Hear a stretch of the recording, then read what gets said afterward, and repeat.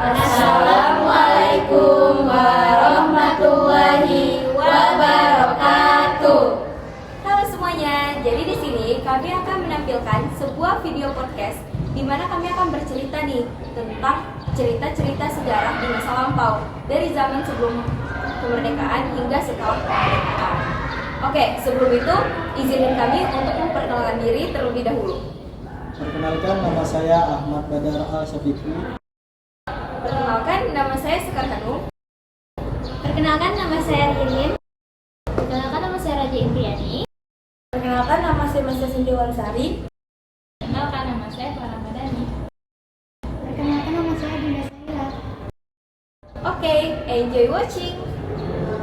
Teman-teman tahu gak sih setelah Indonesia memproklamasikan kemerdekaan itu masih ada aja negara-negara yang mau menjajah negara.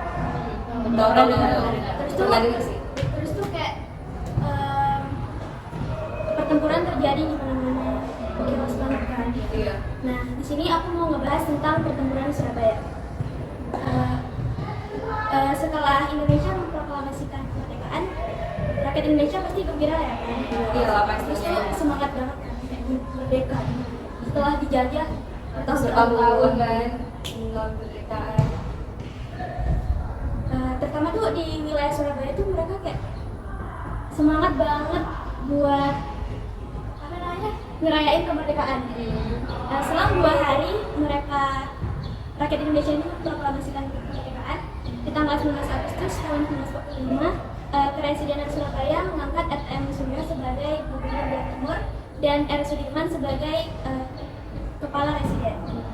Di tanggal 30 Agustusnya, pemerintah Indonesia itu memberikan maklumat kepada seluruh rakyat Indonesia untuk mengibarkan bendera merah putih. Oh, jadi itu tadi yang buat ngerayain itu tadi.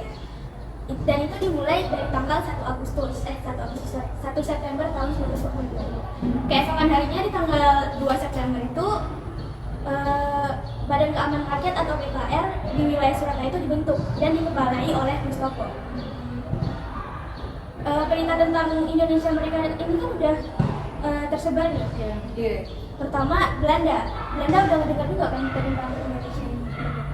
Nah, Belanda ini mendesak kepada Inggris untuk menyerahkan kembali wilayah Indonesia ini kepada mereka Belanda. Jadi mereka dibalikin gitu, nggak terima gitu. Mereka ini salah satu negara yang Menolak. Dan sebelumnya di tanggal 24 Agustus tahun 1945, Belanda dan Inggris ini membuat kesepakatan. Kesepakatannya itu Belanda menduduki kembali Indonesia. Terus isi kesepakatannya itu perjanjiannya apa ya? Civil Affair Agreement. Itu ya, kalau salah. Civil Affair Agreement. Itu berisi tentang penyerahan kembali Indonesia dari Inggris ke pihak Indonesia atau Belanda. Kan harusnya udah merdeka ya. Kayak dioper lagi. Terus buat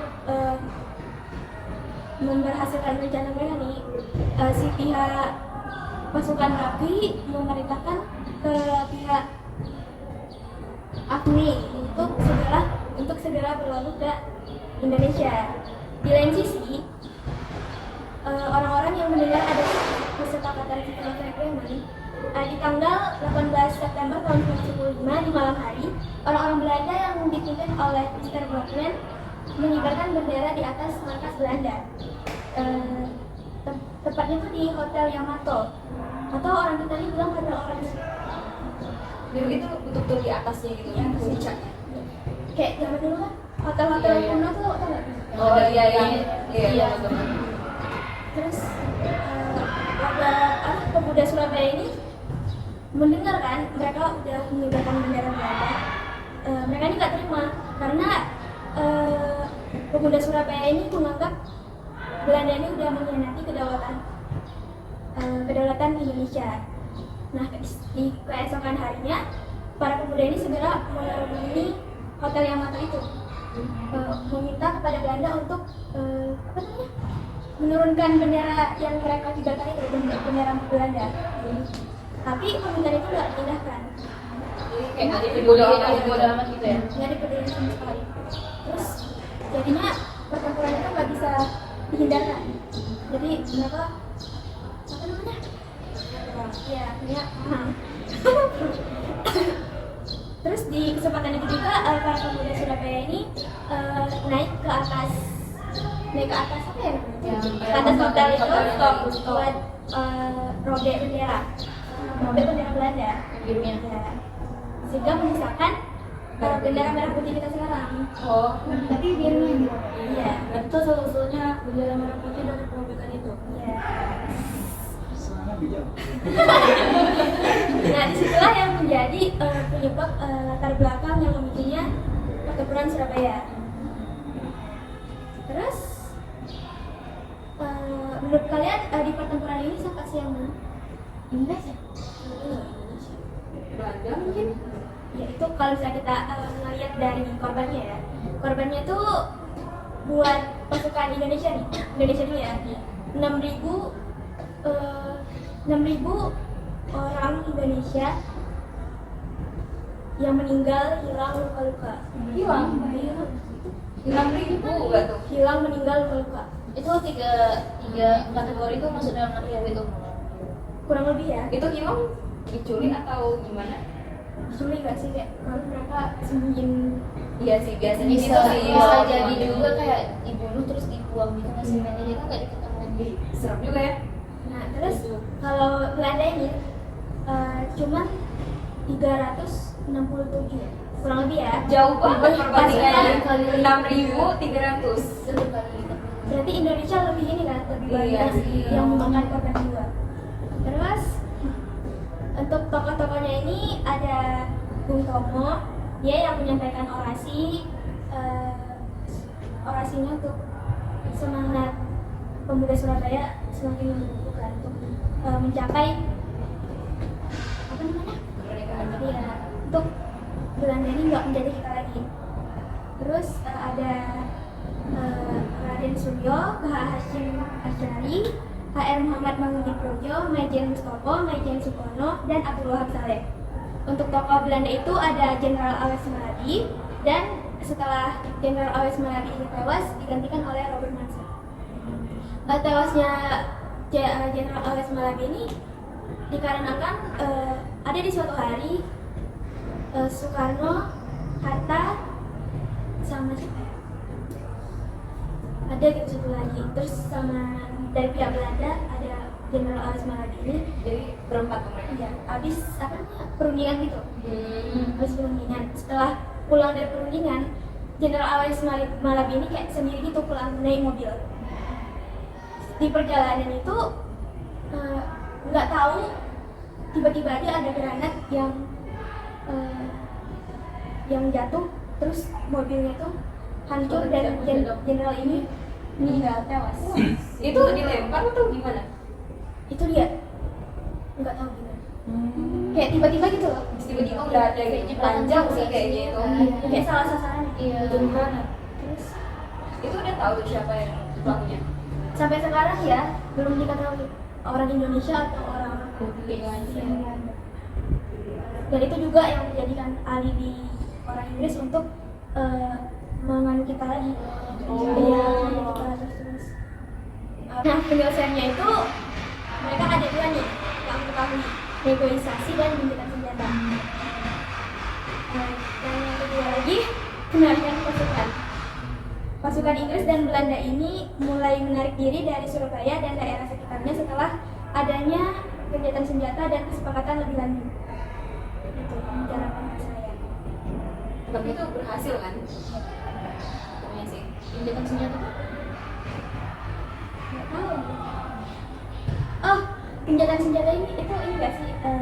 Enggak itu Pemberhentian, dua pemberhentian. untuk kalau bukan gencatan senjata. Kalau Itu tidak sih? kalau gencatan senjata itu berhenti buat pakai senjata. Ya diberhentikan gitu loh. Iya. Kedatangannya Belanda kedatangannya Nica atau Belanda ini kan kayak niat awalnya itu cuma mau mengamankan tawanan perang, terus meluncurkan senjata Jepang sama menjaga ketertiban. Terus apa ya, ketiga ini nggak ikutin, beda niatnya itu beda. Mereka malah apa namanya? Menerobos masuk lah ke wilayah Surabaya. Jadi kayak cuma alibi aja gitu. Yang di ngomongin sama yang dilakuin itu beda. Ngomong-ngomong soal alibi nih, aku juga punya cerita. Sama sih di Pulau Jawa juga, tapi beda daerah. Di Semarang, tempatnya itu di daerah Ambarawa. Nah, jadi ceritanya tuh gini. Pas Perang Dunia Kedua, Jepang kan lawan sekutu kan, tapi Jepang ini kalah.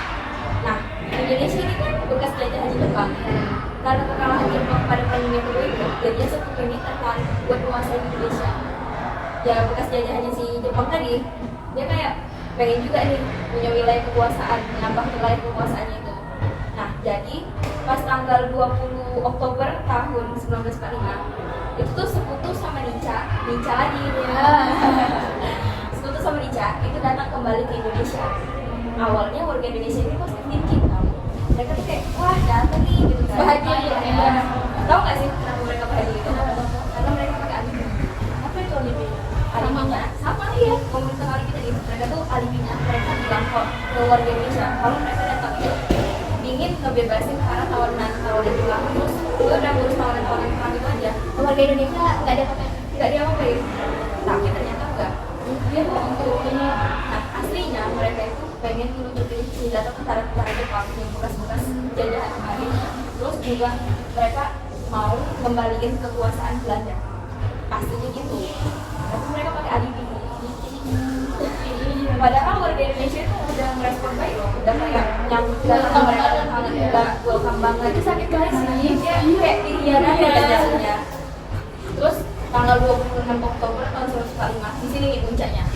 Nah, tentara sekutu ini sama Nica itu ketahuan diam-diam mempersenjatai para tawanan perang tadi. Jadi tawanan perang tadi itu emang dibebasin sama mereka. Tapi habis dibebasin, mereka kasih senjata. Terus tuh mereka suruh para tawanan perang ini buat balik ke lawan pemerintahan Indonesia. Kan? Jadi kayak memperbeban. iya, terus cuci otak gitu Iya, ya, dicuci dimanfaatin gitu, dimanfaatin gitu kan. Ini dikasih doktrin gitu. Itulah jadinya yang menjadi pemicu utama di mana bisa terjadi pertempuran di Semarang ini. Oh iya, nama pertempurannya ini pertempuran Ambarawa karena terjadinya di wilayah Ambarawa. Keren ya, Ambarawa. Keren sih namanya. Ini nih puncaknya nih pokoknya yang 20 tadi. Terus karena suasana memanas, terus banyak pertempuran juga gara-gara hal-hal tadi. Jadinya di tanggal 2 November tahun 45 itu tuh General Battle sama Soekarno itu tuh mereka ngadain perundingan. Tujuan mereka ngadain perundingan itu mereka ingin menenangkan situasi, menenangkan keadaan. Terus juga mereka mau ngelakuin gencatan senjata. Karena tadi para tawanan perang ini kasih senjata banyak kan. Jadi mereka kayak udahlah stop dulu lah pakai senjata itu. Terus juga biar situasinya itu damai, nggak chaos gini gitu. Terus dari hasil perundingan itu terbuatlah sebuah perjanjian. Tahu nggak? Tahu nggak sih? Mau.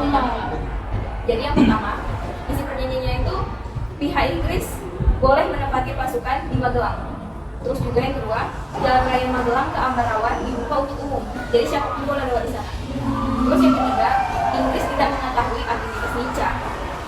Catat ya, Inggris tidak mengetahui aktivitas Nica.